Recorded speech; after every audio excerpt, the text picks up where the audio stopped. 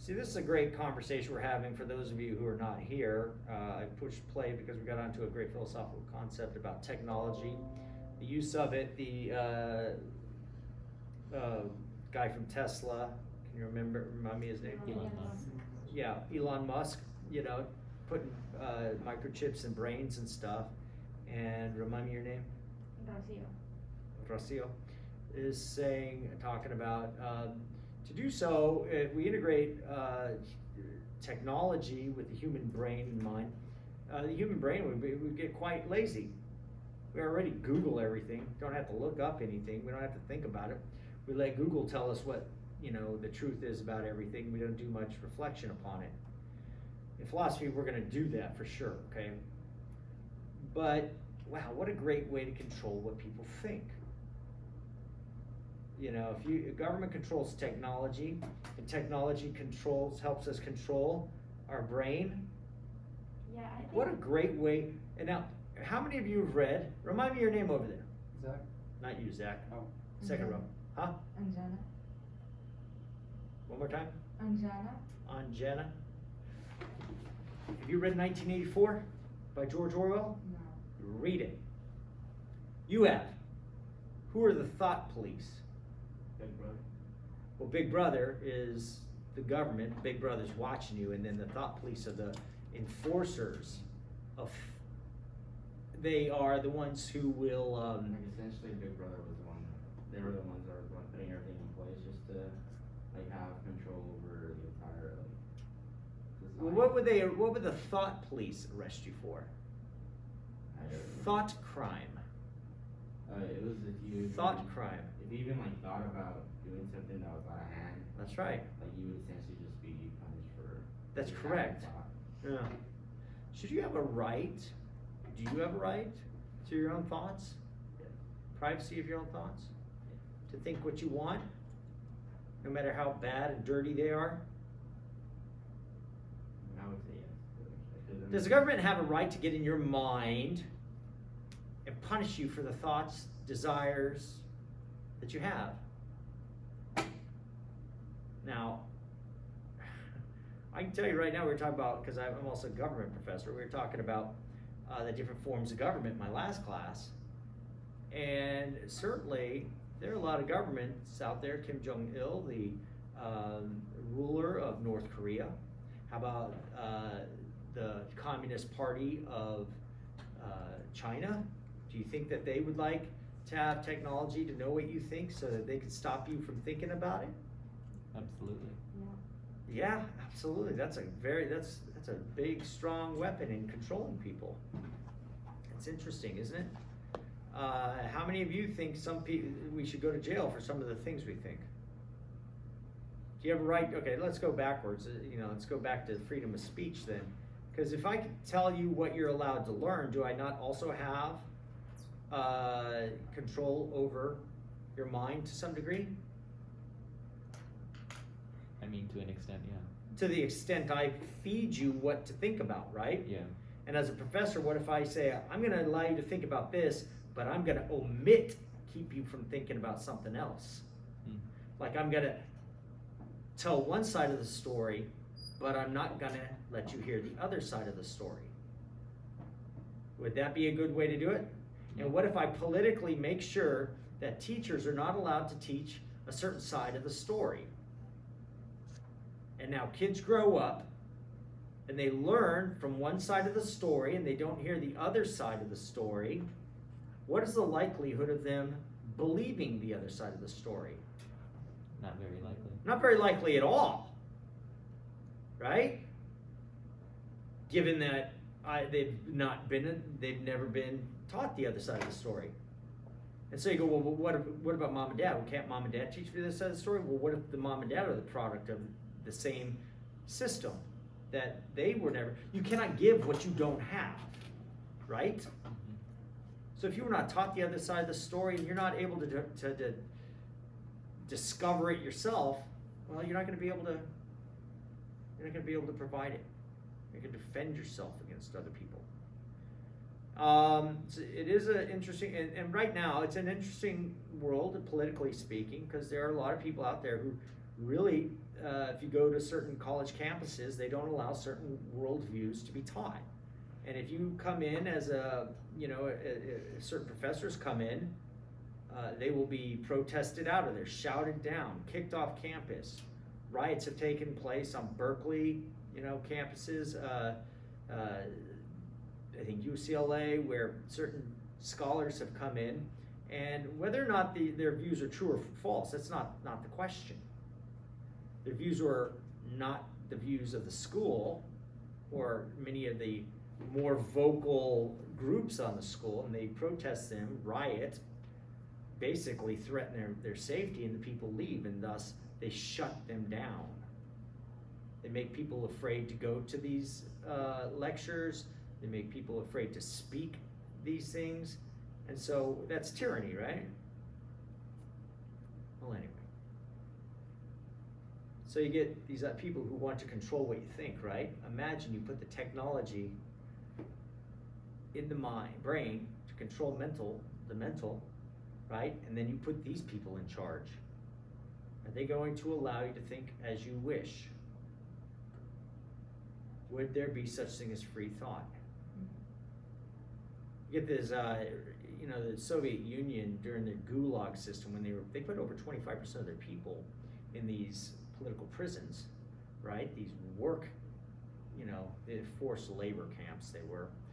And they called it re-education. Those who couldn't be re-educated were killed, because you had to have your mind renewed towards the party, and so it's very dangerous. Well, anyway, so these are interesting things, right? Okay. Besides letting computer chips think for ourselves, we should be thinking for ourselves on our own. Last week we talked about the nature of philosophy, and part of how we do philosophy is kind of questioning things, right? We don't Google things, we question things. This isn't about me learning how to type in a question on Google and the answer popping up. It's about me learning to learn on my own. We are learning to think, not let Google think for us. So just because something's in a book, does that make it true? No. No. Right? But we've been taught to get the answer from textbooks, have we not? Yeah. K through 12, right? Go read the book, tell me the answer. The answer. Emphasis on the, right? They didn't say, give me the author of the book's understanding of the subject.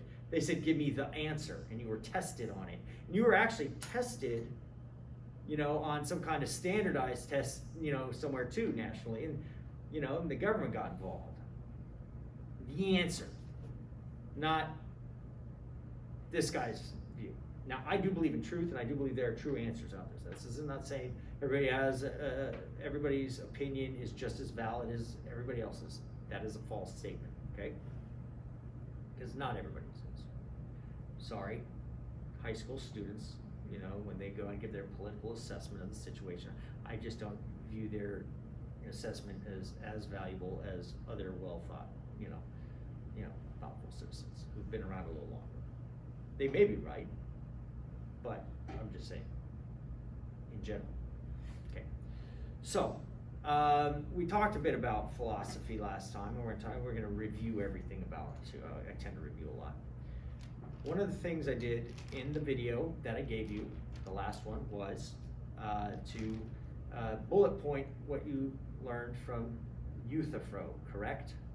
I wanted you to read Euthyphro. It's the dialogue in the 5 Dialogues book. You mind me touching your book? Not at all. Thank you. Glad. No, Yeah. That's true. Euthyphro, first book in the 5 Dialogues, and I wanted you to tell me what you learned. Now, I haven't told you this yet, unless I put it up in an announcement. I think I have. I'm going to be communicating a lot through announcements on Blackboard, so keep that in mind. What I'm going to do is I'm going to put up a folder for you guys to turn in your little bullet point, okay? Don't overdo it. This is kind of the way the people who are not here now will kind of contribute to class, that they will say, I read I'm keeping you basically somewhat honest on your reading. And so you'll read, you'll come up with the bullet points, you'll understand what's going on with the book, and you'll learn something. Now, my opinion of distance learning is low, okay? My belief is those who are here now will learn much, much more than those who are not here now, okay? It's not a moral statement about those who are not here. It's not to insult you if you're not here. I understand why you're not here. My statement is, though, because of the stupid pandemic, as if pandemics could be stupid, they cannot because they don't have minds. But because of it, a lot of people are learning from home now, and online education is not as good as in-person education. That is a fact. It is a fact. No matter how much money we throw at online education, it is not as good as in-person education. If you want to learn to dance, you cannot learn it necessarily online. You got to get on the dance floor, okay? And it's better to do it with an instructor than by yourself. That old statement, dance like nobody's looking, is all fine and well, but without instruction, you're not going to be a great dancer, as I have shown. Same with any other thing. I'm a wrestler. I can't wrestle by myself, can I, online? That'd be weird. Wouldn't work. I can do some drills, but you need to practice, okay? And that's, going to class is the way to do it. If you can come here, I suggest you come here. You're all welcome on both days. We have enough seats because some people, not here. But anyway, that's the way I'm going to keep it. Keep you guys a little honest on the reading and how to attend and participate. The videos, I'm posting them. They'll either be on Panopto, as you've seen, or on YouTube. Okay, this one's going to be on YouTube, clearly. I know who's watching. Or I should say, I at least know how much is being watched. Okay, you have no choice. You're here, great. But if you're not here, I know that some people just kind of, get in, get out, turn it on, walk away, don't do it. So if you want to be educated, the best place to be is here. Okay, well, let's fast forward back to philosophy. Last week we talked about what philosophy is. What is it? It's a Greek word, philosophia. What did the word mean? Love, and Sophia wisdom. Wisdom. And we asked the question, what is wisdom? Knowledge properly applied. I said knowledge rightly applied to its proper end. I use the word proper end. I'm presupposing that there is a proper end.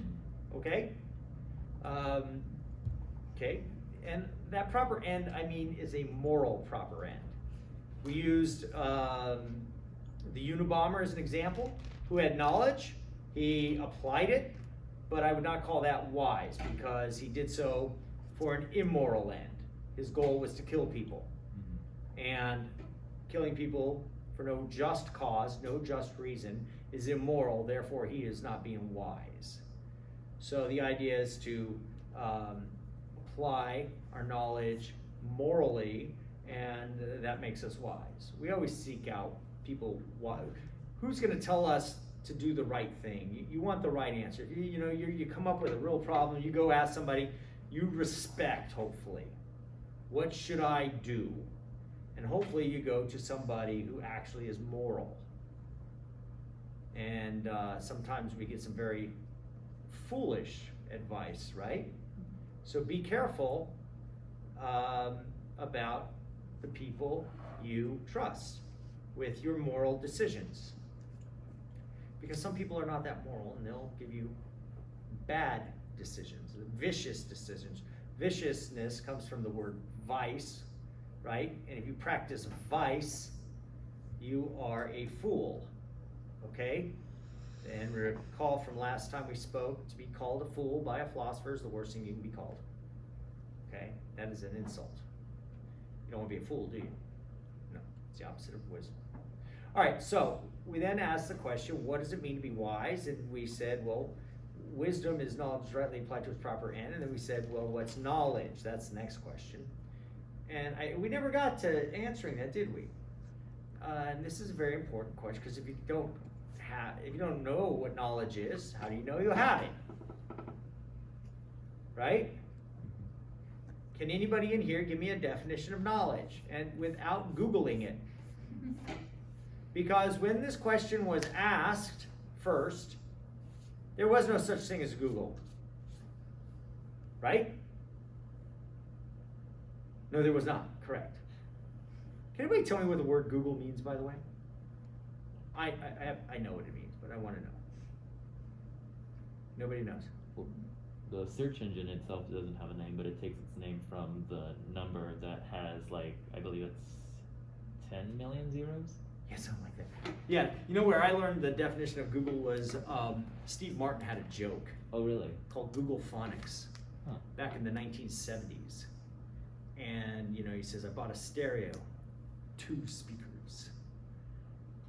And I played an album. I said, man, this sounds like crap. I didn't say that. So I went out and I got 4 speakers, quadraphonics. I said, this sounds like crap 2. That was crap 1, this is crap 2.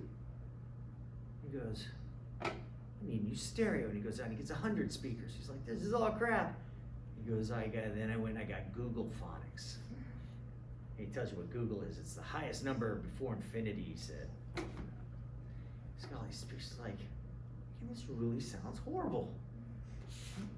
Maybe it's my needle. Now, of course, to get the joke, you have to understand what he means by needle. Does anybody know what I'm talking about here? On like a record player? Yes, on a record player. So they used to have record players, and there was a needle on there. So the joke was, oh, maybe it's my needle, not all the speakers I'm using. Right? Anyway, that was his joke, and that's where I learned what Google was, long before Google came up with Google, you know. And so the search engine.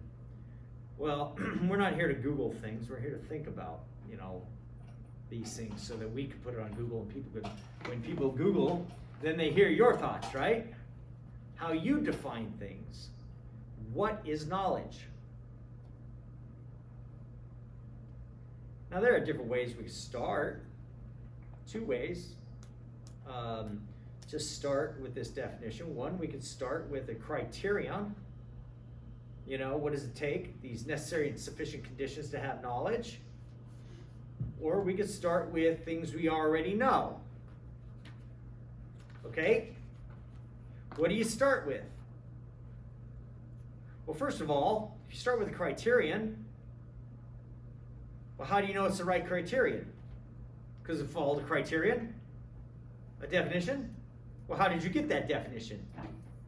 Well, you must know something already. Well, how do you know that you know it? Well, you must have a criterion, and we get a circle. And so you get this vicious circle called the problem of the criterion, which a philosopher, an epistemologist, wrote. His name is, it's titled The Problem of the Criterion. It's by Roderick Chisholm. Okay? So what do you start with? A definition of knowledge, or do you start with objects of knowledge? Do you know anything? Can anybody tell me if they know anything? Nobody knows anything in here. You all afraid to answer the question? That's the best part. By the way, I was afraid to bench press when I was young because I had this really weak bench. But I'm not going to get a stronger bench press if I don't bench press, right? Mm-hmm. But I was so embarrassed to show these people I couldn't lift as much as them, that I didn't ever want to do it in front of them. So students come in here and they're like, do you think I expect you on day 2 to know the answers? Well, if you did know the answers, that'd be pretty cool. But I certainly don't expect you to, but I expect you to bench press so that your mind starts working in a way for you guys to start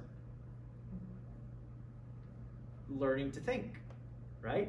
Mm-hmm. Now, it's great to think and watch somebody else stumble, right? And then you, But then on the other hand, you go, well, it'd be nice for me to stretch my mental muscles too. So you tell me, remind me your name. Emily. Emily, do you know anything? Yes. What do you know? I know how to read. Ooh, interesting. She knows how. Yeah. Interesting. Oh, that's. And let me give you 3 types of knowledge here, just to begin, so that we have something to work with here. We have 1, know-how. It's kind of a tacit knowledge. We call it tacit knowledge, T-A-C-I-T. Tacit knowledge, know-how. I know how to fix a car. I know how to write my name. I know how to put this thing on my face. Okay, that's know-how, tacit knowledge. The second kind of knowledge is knowledge by acquaintance.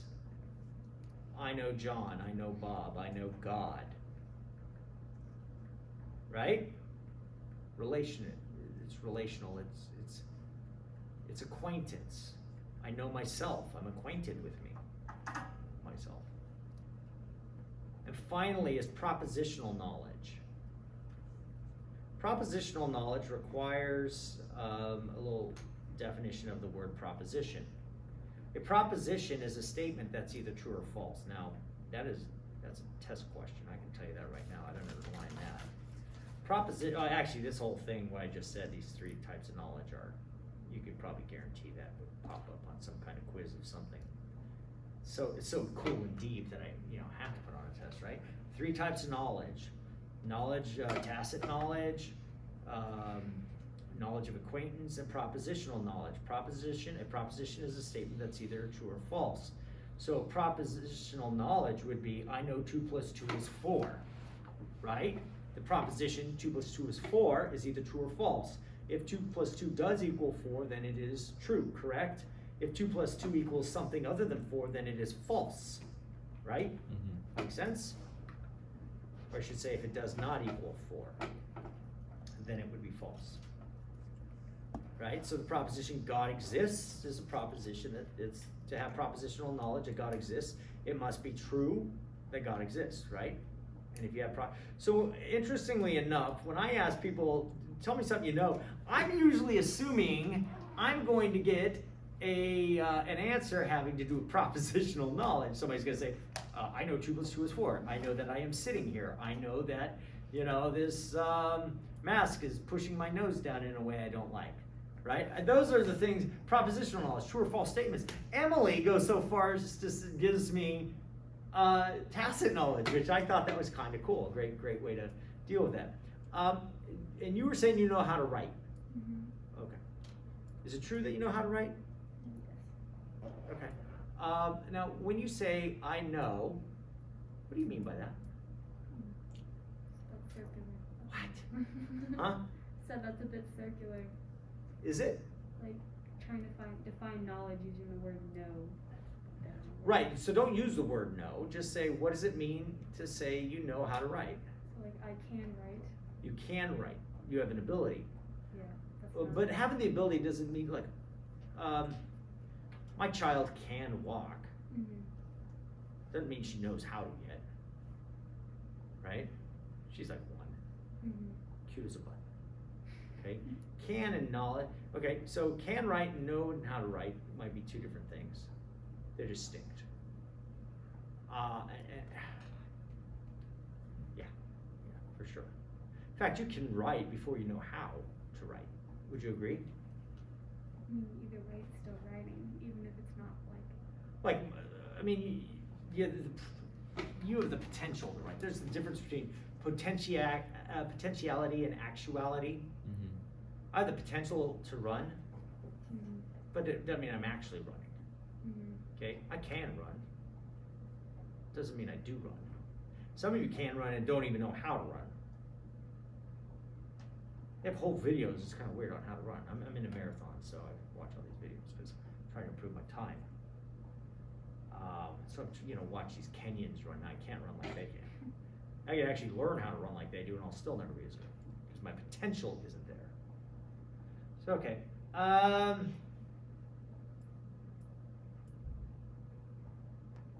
Yeah. So give me something else. Don't know. You don't know. It's there. That's why I'm just pulling it out of you. Anybody else? What do you got? Give me something. Give me your name again, sir. Kevin. Kevin, what do you know? I need to her. I feel like she's just trying to get to like a point where she's trying to explain how she's able to write like properly, like Well, give me something you know. she's able to like get it across in the correct manner. Just do it wrong. Writing. Just kidding. No, I it's don't know correct that. writing. Right, I get it, legible and, you know, meaningful, and yeah, sure, I get that. No, I'm not talking about kids just, rawr. No, I'm not saying that. Give me something that you know. My name. You know, oh, that's an interesting one too. Kevin is your name. Are you sure? I'm sure. Are you sure? I'm positive. Is it possible that you are really adopted? It's my, yeah. My dad, you know, played a game with us, guess which one of you is adopted, you know? Yeah, I'd ask him one day, I said, Lingpin? I'm white, get it? He's Chinese. Oh. You know? Clearly I'm the one Okay. who's adopted. I stole that from a comedian, by the way.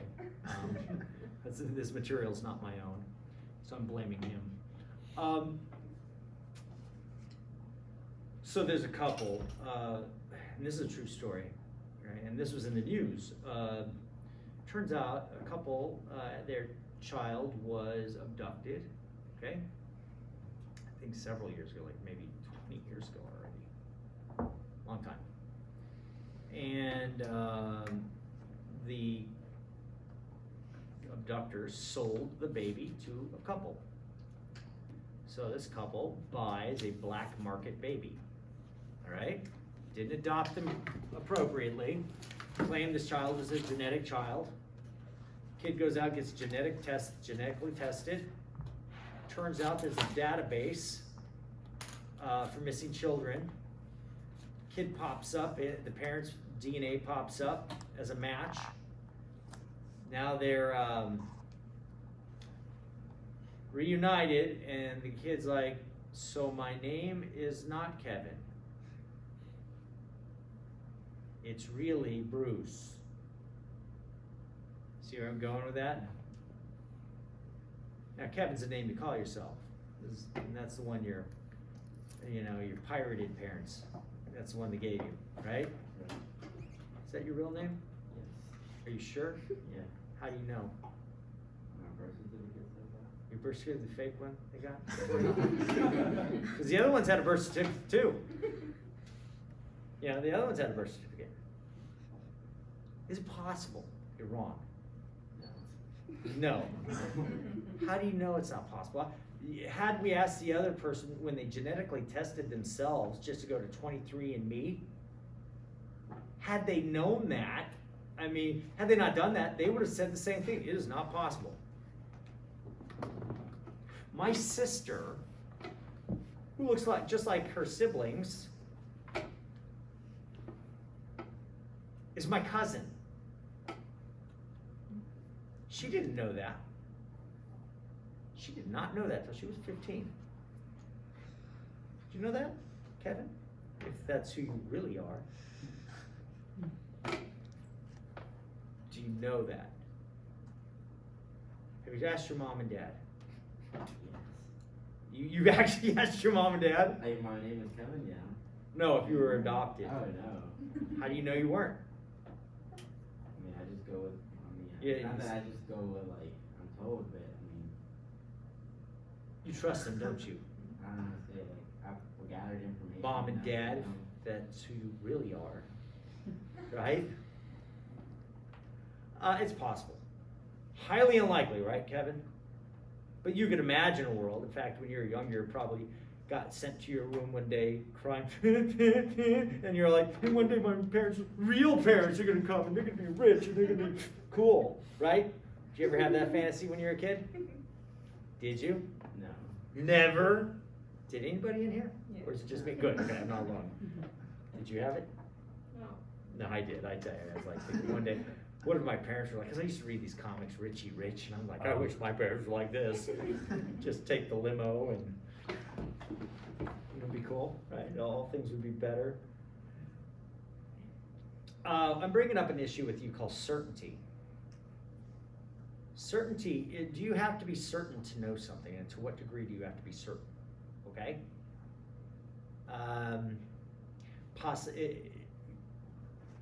Knowledge. Does it have to be free from the possibility of being wrong? Can I be wrong about 2 + 2 is 4? Yes. What would that take? An enormous amount of.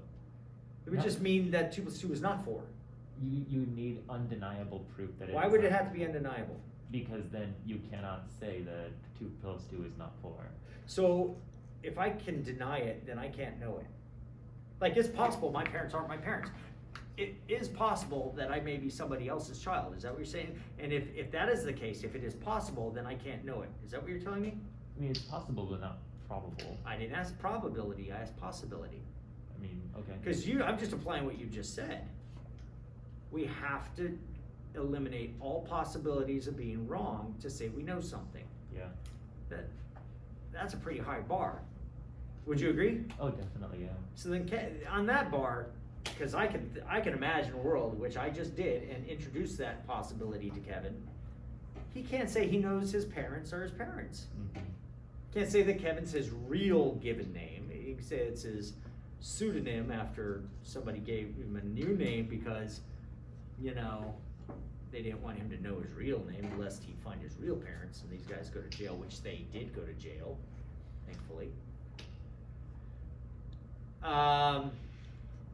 That's a pretty high bar. What would that mean for knowledge? What could you know? Can you name many things that you know with such certainty? Very little, no. Can you name one thing? Probably not off the top of my head, no. So you could say we're a bunch of ignorant people without knowledge. Yeah. Well, that's not cool. No, it's not. Why are we going to school if we can't know anything? That's ridiculous, right? Can't learn, know anything, can't learn anything. I think that the people who said that they know everything, they are the ones that they don't know everything.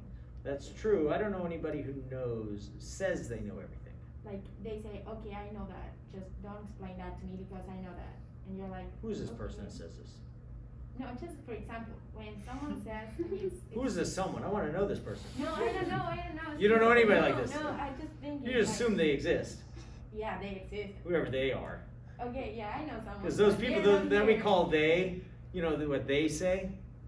There's that group, the theys, and No, I they know say something about people everything. like that, but they're not here. They're called narcissists. Okay, yeah. Okay. Always have to be right. There are 2 types of people. And by the way, this is a great segue into this too. 2 types of people. Those who always have to be right, and those who always have to be right. Which one do you want to be? The first or the second one? Well, it depends on what I mean. I'm using the same words for 2 different meanings. The first type of those who always have to be right are the types of people who say, will not ever admit to being wrong. They believe their opinion, whether they actually believe it or not, it's another thing, but they cannot be shown to be wrong because they take it so personally that they won't admit that they were ever wrong on something. It's their pride gets in the way, right? And that's the kind of person you're talking about, right? Yeah. Yes. The other type of person who always has to be right is the person who says, oh dang, I was wrong on that. I better change my views so that I can be right. Right? So the other side is the quest for truth. That is where you find yourself on the wrong side of the facts. You're willing to alter your belief, change your beliefs, so that you could be in the truth. So you can have knowledge. One is the preservation of how you appear to people, right? Oh, I don't want to be wrong. That would be embarrassing. So I will not admit to being wrong. I will dig my heels in, right? The other one goes, oh gosh, dang, I was wrong. Well, you're right. Now we're both right together. That's pretty cool. I've gained something, and now I have more knowledge. Which one do you want to be? The latter. The latter. Is there anybody in reality who knows everything? No, there is God. God is omniscient, all-knowing, right? Besides God, we're humans. Our mind is finite, it's limited, we cannot know all things. In fact, we can know very few things. We can know a lot of things. But in the grand scheme of reality, boy, are we limited. And the better the education you have, the more humble about this you should be. Okay? So and there are some people in certain degree fields that think they are so brilliant, which tells me they probably don't have that great of a real education. Because the better education you have, the more humble you will be about what you know, or about how you claim to know things. It's not saying you don't know anything, you probably know more than others, but what I'm saying is the way you approach it, okay? Because just in asking these questions right now, you're like, gosh, I don't even know if I know how to define knowledge yet. You already decided, just, if one is very certain, they could still be wrong, right? And one could be relatively certain and be correct, if that makes sense to you. Because certainty is a degreed property. You can hold on, I am so sure. I got in this argument with this guy, a philosophical argument with this guy. I remember his name is Jesse.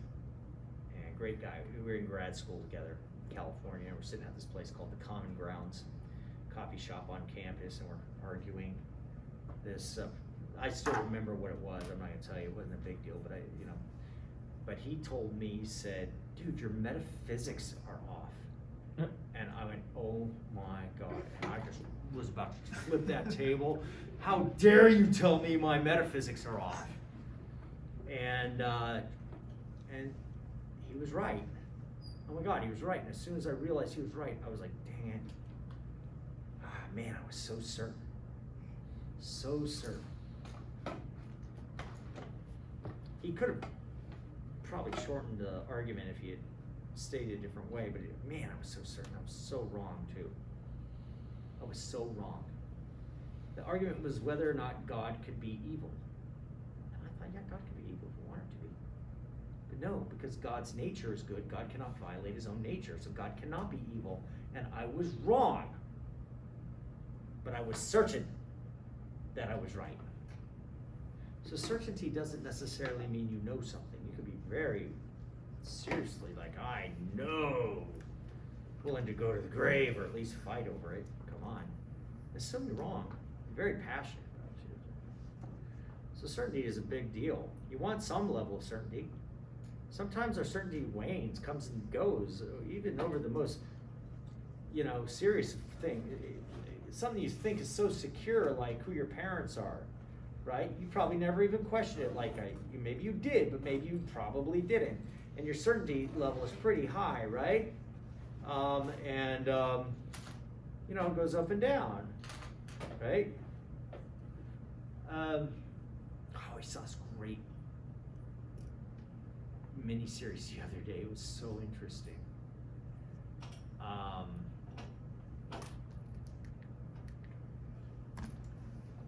forget what it was called, but it turned out that it was about a serial killer.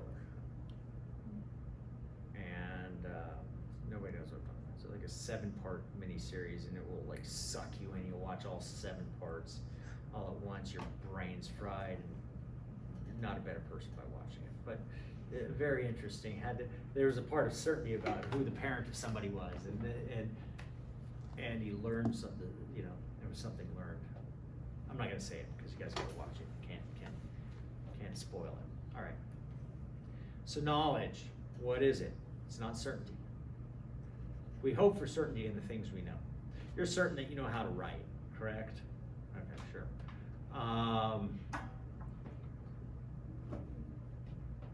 Take a proposition though. Give me some other proposition about reality, not just know how. Know that. Give me a know that. A proposition, a statement of true or false. Something true or false. Zach. This pencil is a pencil. This pencil is a pencil. A is A. Yes.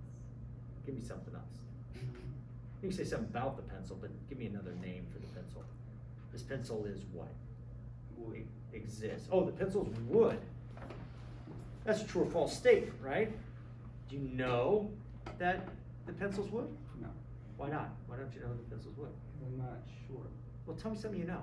Oh, well, because you're not sure. Again, that's that certainty thing again, right? Yeah, that's that certainty thing. There are different levels of certainty. Are you pretty sure it's wood? Pretty sure. What does it take? How much do you? Okay. Oh gosh, this is different than I've normally done. This is kind of good. We'll go with this.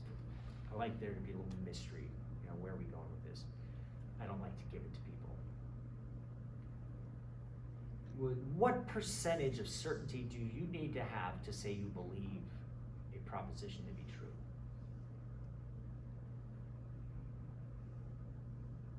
a pretty good amount? Yeah. Give it on a scale of 1 to 100 in percentage terms. What percentage of certainty do you have to say you have a belief that something is true? 100? 100? Maybe like, either 100, like 90, 70 to 100. somewhere around 70 to 100. He's just kind of throwing it out there, isn't he? You know?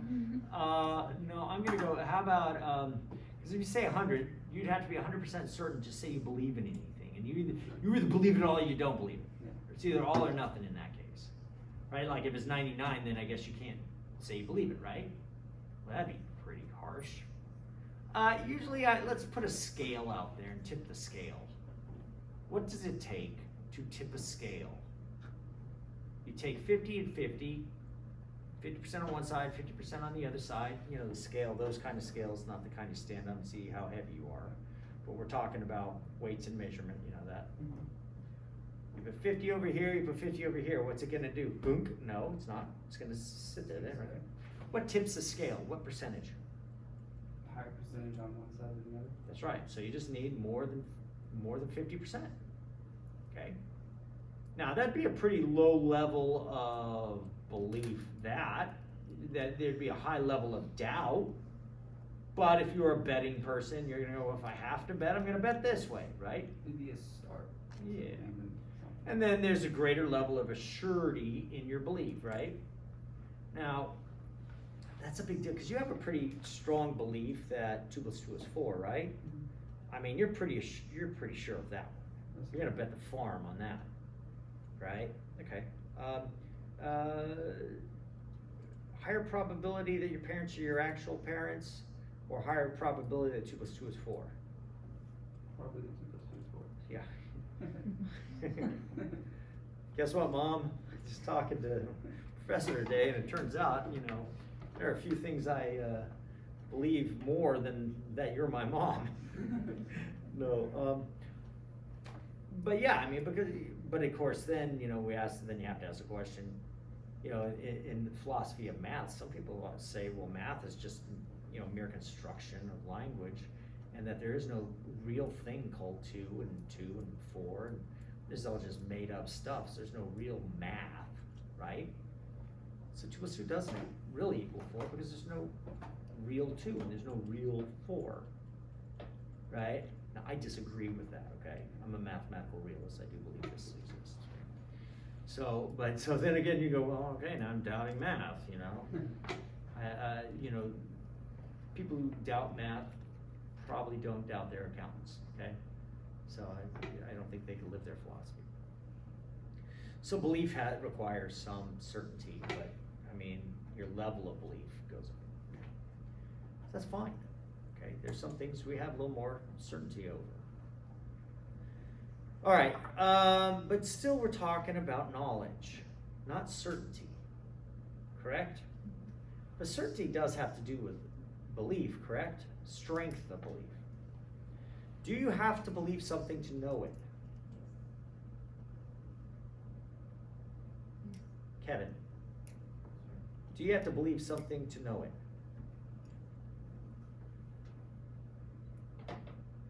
No. What? I say no. No. Now, Kevin, can you give me an example of something that you know that you do not believe?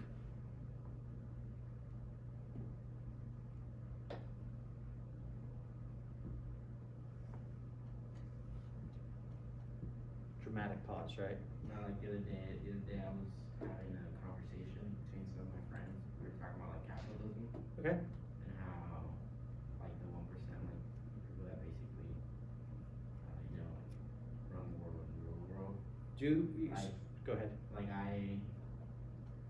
I know that they're like the 1%. They're the ones that basically, you know, like they're not like small business owners. Those people are essentially what. So you know 1% of the population rules. Like I know capitalism might run off of that, and that's like. But you don't believe that. I mean, I wouldn't say I don't believe it, but like, I mean, I don't believe that that's like essentially how the world works. Like, there's more to it than. Okay, hold on here. This is what I'm looking for. A proposition that's either true or false, like I'm sitting here, right? I know that I'm sitting here, right? But I do not believe that I'm sitting here. That's something I'm looking for. In that case, then. No. See, so when you say I know something, I want you to be able to put it in one of three ways. I know how to write, right? I know 2 + 2 is 4, that's a proposition. Or I know God, that is acquaintance. Okay? Make sense? Okay, give me an example of something that you know that you don't believe. The question I originally had is, do you have to believe something to know it? So if I know that 2 + 2 is 4, do I also have to believe 2 + 2 is 4? No. You say no. Is that what you're telling me? If you're talking, yes.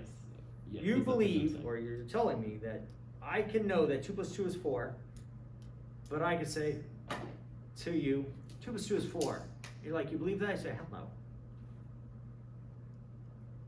Yeah, you can I can say that, Yeah, you can say that. but do I really not believe 2 + 2 is 4? I just said I know 2 + 2 is 4. And you said, you know it. I said, yeah, but I don't believe it.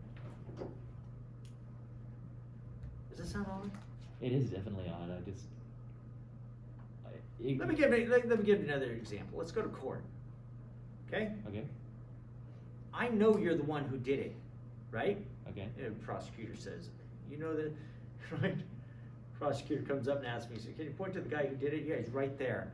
And you know he did it. And I say, yes, I know he did it. Guy says, no more questions. Defense comes up, right? He's gonna cross-examine me. He says, so you say you know that that's the guy who did it. I said, yes, I know that's the guy who did it. He says, do you believe that that's the guy who did it? I said, I don't believe that. Case closed. Right? No, because knowledge is different than belief. I don't know how to. Not all beliefs are knowledge, but does knowledge require belief? I'm not saying knowledge is identical to belief, right? Right. But does it require belief? In terms of proposition, Yeah. I don't know. Maybe yes. That's what I'm leaning You're towards. thinking about it. Yeah, that's good. What do you think? Like, Do you need to believe something to know it? You say no. Just give me an example of something you know that you don't believe. for example, the people that say the Earth is flat. Like, I don't believe. You know that. the earth is flat? Well, I know that people believe it, but I. Well, right, but you don't know that the earth is flat. You disagree with that statement, right? You say they're wrong. So you're not making a claim that the earth is flat, but I don't believe it's flat. Do you believe the earth is round? Or orbit, spherical? Right. You believe the earth is, okay, so you're saying the earth is spherical, you know that, right? You're saying you know that, correct? Now, say I know that the earth is spherical, but I don't believe the earth is spherical. Right? That's what I'm asking you to do. Yeah. Do you believe that the earth is spherical? And do you know it's spherical? Right, okay. So you didn't give me an example, right? Which is fine. You guys, all of you are doing the same thing. You know, you're questioning whether you at this point you're going, I don't know if you need to believe it. But I'm showing you, what I'm trying to show you is it's generally impossible to say, I know X, I don't believe X. Right? Mm-hmm. Would you agree with that? Yes. So would you agree that to know something requires some kind of belief? Yes. Yes, because you don't want to have to know. No, Well, I mean, now if somebody come up with a proposition that you know to be true and then you say, but I don't believe that proposition, show me. Okay? Sanitizer. What? Sanitizer. It shows like it kills 99% of germs, but I don't believe it. So. You don't believe it does. No. But do you know it kills 99. You know it says it. Yeah, it's what it says. But I'm not asking if you know what it says. So I would ask, do you know that it says it, and do you not believe that it says it? Yes. So you don't believe that it says it, Yeah. but it does say it. Yeah, it says it's killed 99%. But you don't believe it says it. Yeah. Wait. See, you can't change the subject. See, that's what you're doing. You're just saying, it says No, 99%. They say it kills 99%, but I don't believe that it actually kills 99%. Yeah, That's what you're saying. Yeah. But that's not what I'm asking. I'm asking for something you know, okay? That is, pretend you say, I know I'm holding this in my hand, Mhm. but I don't believe I'm holding it in my hand. Does that make sense? Can you do that? No. Now, you could disagree with the 99% part. You don't believe that it kills 99%. But you're not saying you know that it kills 99%. You're disagreeing that it kills 99%. You could say, I know that they say it kills 99%. But then it would be weird for you to say, I don't believe it says that. After you just said, I know that it says that. I don't believe that it says that. Do you see where I went with that? Does that make sense to you now? So it seems to me that a necessary condition for knowledge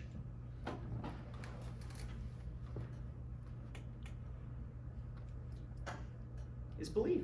You have to have belief to have knowledge. Without belief, you don't have knowledge. I'm not going to tell you that knowledge is merely belief. Some people would say that, and they'd be wrong. Correct? Of course. What else is required for knowledge? Now, there's debates on a lot of this stuff. But Evidence? yeah, okay. Do you have to have evidence to have knowledge? After all, when I usually say, do you have evidence for why 2 + 2 is 4? I mean, I personally don't, but no. I know there is, but I don't personally have it, no. Okay, do you have to have the evidence to you to say you know it, though?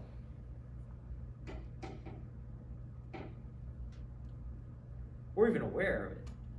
I mean, you may have it, but you just might not be aware that you have it. I mean, I think so. You think so? Okay. Because I know that I can give physical proof of, like, I have 4 fingers, two of them, Physical proof. and then you put Does it those- always have to be physical proof? It doesn't always have to be Okay, cool, physical that's good. proof. No, we're gonna definitely explore that. Okay. Okay, what types of evidence might we have? We have empirical evidence. Yeah, empirical, that's through the senses, right? Mm-hmm. Now, I put up 5 fingers for a reason. Why? Because we have the sense of, our 5 senses. Mhm. Touch, taste, smell, sight. What was the other one? Hearing. Yeah. You don't know 2 + 2 is 4 by any of those, do you? No, we see examples of it. Examples of it, okay. You metaphorically see examples, right? Because you could hear examples of it too, right? Mm-hmm. Okay, you recognize that 2 + 2 is quantity, and quantity does not have a sensual feeling, right? Or sound. Right. There's the word 2, right? Or you could see the numeral squiggle squaggle 2, but that's not 2-ness, is it? That's just ink or chalk or Right. whatever. Or the vocal cords in air, that's not 2-ness, that's just sounds Mm-hmm. or shapes. The quantity of 2 is generally not empirical, is it? No. Yeah. It's very interesting, isn't it? Mhm. So, Yeah. ironic that the sciences, which are grounded in empirical verification, use the laws of logic, which are not empirical, and mathematics, which is not empirical. Isn't that interesting? Yeah. Okay, so evidence. In philosophy, we call it justification. There are different ways we justify things. Testimony. You were told by your first grade teachers, your kindergarten teachers, your mommy, your daddy, all the way K through 12, and I'll tell you again, 2 + 2 is 4. I told you it, I testified, I gave you testimony to it. I then gave you examples of it, you could recognize it, okay? But sometimes we know things or hear things through testimony. They're justified through testimony. Make sense? Yes. I saw the murderer, and I'm telling you about it. I'm giving you testimony. Testimony is a big deal in a court of law. Police officers will testify against you. In fact, they will use your words against you in a court of law. Anything you say can and will be held against you, right? Remember that. Especially if you're running for political office. Anything you say can and will be held against you when running for office, and we will cut it into little pieces to make you say the most horrific things possible out of context. Testimony. Another way we could justify things is through the five senses, okay? We could call that through empirical verification. That's a good way to know things. Another way to know things is through memory. You can recall things that you experienced or what were told or things that happened, and you can draw new inferences from them. It's another way to justify your beliefs, okay? You do this all the time. You use these things. You use your senses. You use what people tell you all the time. You believe them, right? And that helps you know things. You're not a blank slate that nobody gave anything to, right? You have experiences and you share those with others. And then finally, we'll call it through reason, okay? And the big debate in philosophy has been whether or not the best source of justification for knowledge is either reason or empirical verification. So whenever you hear somebody say, well, we're based in science, okay? Well, that's a lot of snobbery that is usually brought about by people who believe that the empirical verificationist method is the best or only way to know things, okay? And when I say empiricism, I mean these are people who believe that one can only know through the five senses, and if you can't know it through the five senses, then you can't know it at all. Thus, they would say God doesn't exist, or you cannot know that he exists because you can't test God through the five senses, right? Mm-hmm. You can't, know God exists because you're not a scientist, and scientists don't use that stuff. We're empiricists, right? Well, that's just intellectual snobbery. Because how do you prove that statement? Can you prove that statement through science? Can you know that statement through the five senses? No, that's a philosophical statement. And it's just a bunch of elitists saying, I don't believe that if I don't see it, I don't believe it. Well, guess what? There are a lot of things you can't test, through the senses that exist. Numbers, numeric value exists. We can't do that through the senses. Your mind, your mental properties. How many of you are in pain? Know what pain is? Right. There's no way I could feel your pain. I cannot test your pain, okay? I can test your brain and see that there are responses in your brain when you say that you're in pain, but other than that, I cannot know that because I can't sense your pain. Or I can't sense your mind, your thoughts. Those are not things that are accessible through the empirical verificationist method. Unless you're Elon Musk. No, even Elon Musk cannot do it. He cannot know my mind. He can know my brain, right? Right. But the brain and the mind are two different things. Oh, okay. Yeah, your brain and mind, yeah. Brains have thoughts. Brains are not thoughts. Okay? Mm-hmm. Brains are blood and neurons and cells and stuff like that, right? Brains have weight. Thoughts do not. Mm-hmm. Does that make sense? Yes.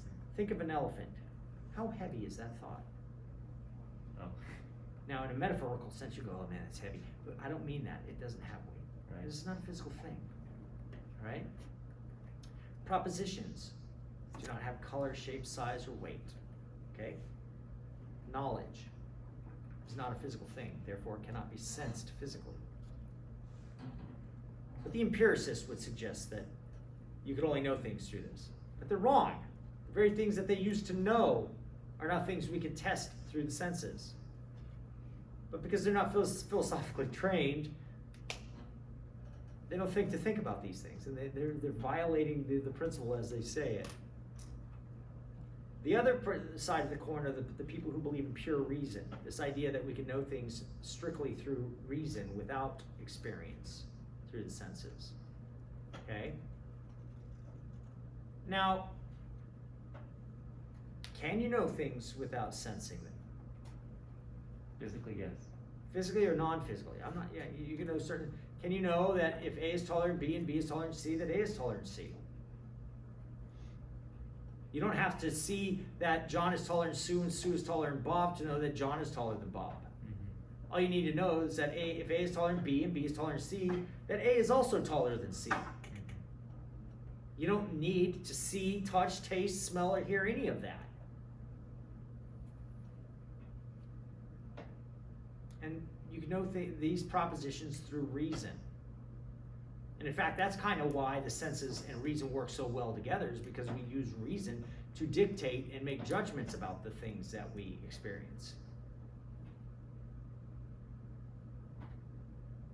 So those are ways we justify our beliefs. Now, obviously, if I could see a chair, I'm more likely to believe that a chair exists, right? Mm-hmm. I could be wrong even if I think I see a chair. I see a chair right there, but I could be insane. It's possible. My buddy right now is in Germany. He's working on a movie called The Matrix 4. That means there were 3 before it, okay? Unless it's Star Wars, they usually start at 1, okay? Star Wars started on episode 4. But this is The Matrix 4. I assure you there have already been 3 made. And Keanu Reeves was in the first 3 and is in this one now, okay? So he's in Germany. He works with the prop master who works with weapons, guns, okay? That's what I used to do a lot in film. And so he's over there doing that now. Who's seen The Matrix 1? Okay, yeah. Who has not seen The Matrix and yet still knows the idea of the movie? You and you. Okay, who's seen the movie Vanilla Sky? Okay, Abrir los ojos. Have you seen that one? Open Your Eyes, I think it's called. Vanilla Sky is a Tom Cruise movie that is based off of Open Your Eyes, Spanish translation. I probably butchered, right? I don't know. Abrir los ojos, is it? Abre los ojos. It's open, like open your eyes. Then I had it correct. Close enough. All right, my accent is horrible. Don't worry. I'm worried. I'm really trying hard too. But this idea that what we experience is not real, it's all just mental. This goes all the way back to a philosopher named Descartes. Wondered if, I see my hands, but I could be being fooled right now. An evil demon could be fooling me, right? The old brain in a vat. You could be a brain in a vat and then, creating certain things that create images in your mind, right? And we'll talk a lot about that here coming up. How sure are we about the things we see? I could be insane and none of you be here, and I'm just sitting here, talking to an empty lecture hall that actually doesn't exist either, and I'm just in a padded cell. It's highly unlikely, right? Okay, but how trustworthy are our senses? Just because I see it, it doesn't make it real. And by the way, our senses don't always tell us the truth anyway. As you look down the road, does the road get closer to itself? Does it go in a point? No. It looks like it does, but we're not getting smaller and it's not getting closer. It's really staying the same, but our perception of it is as though it is getting closer. We perceive it as it's getting closer, but not that it's getting closer. It's a distinction between perception as and perception that. Okay? I'd write that down. Perception as versus perception that. Yeah, there's a lot being thrown at you today. So there's a lot in this lecture. Would you mind saying it again? Sure. Perceiving as versus perceiving that. So when we're talking about evidence, right? We perceive the road as, we use our senses, my eyes, I look at the road. It looks like it's getting closer as it gets farther away, right? Mm-hmm. It gets smaller as it is farther away. But it's not actually getting smaller.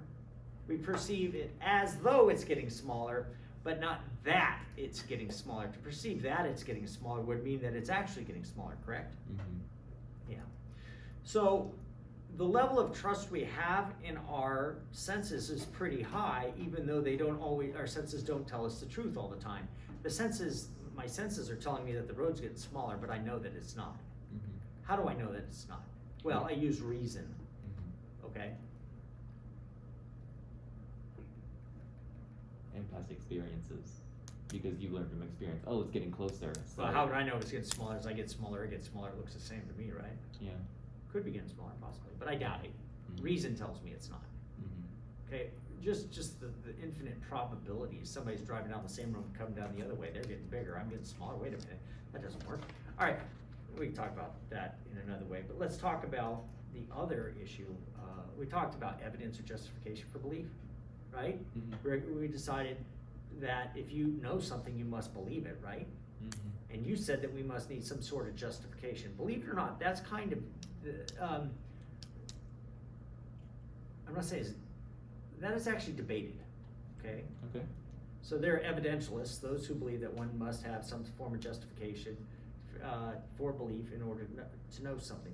Other people believe in what's called warrant, okay? Warrant suggests that your mind, if it is properly functioning, results in true beliefs. Warrant?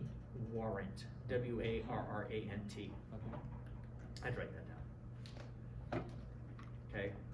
I'll also put up my own notes for you guys so that you see how I break this down.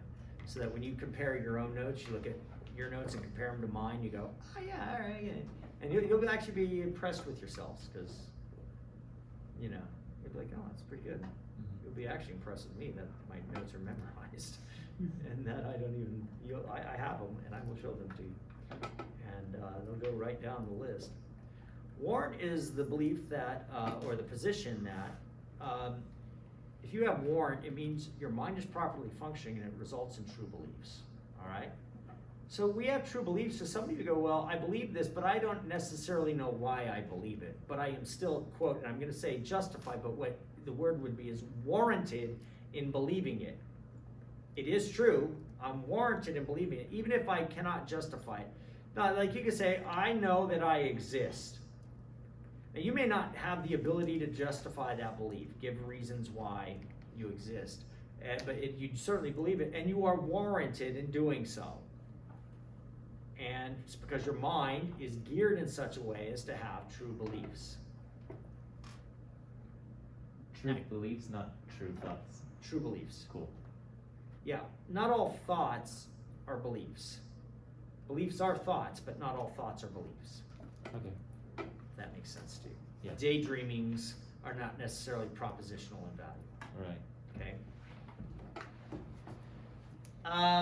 So we have some sense of being justified or warranted in belief, but belief has to be there and some kind of reasoning. Are we out of time? What time? I forgot. Yeah, that's a what good time. question. It's an hour and 15 minutes long. Class starts at what time? It's time. What? It's time. It's 12:15. Emily knows it's time. It is time. So with that, we will stop here. And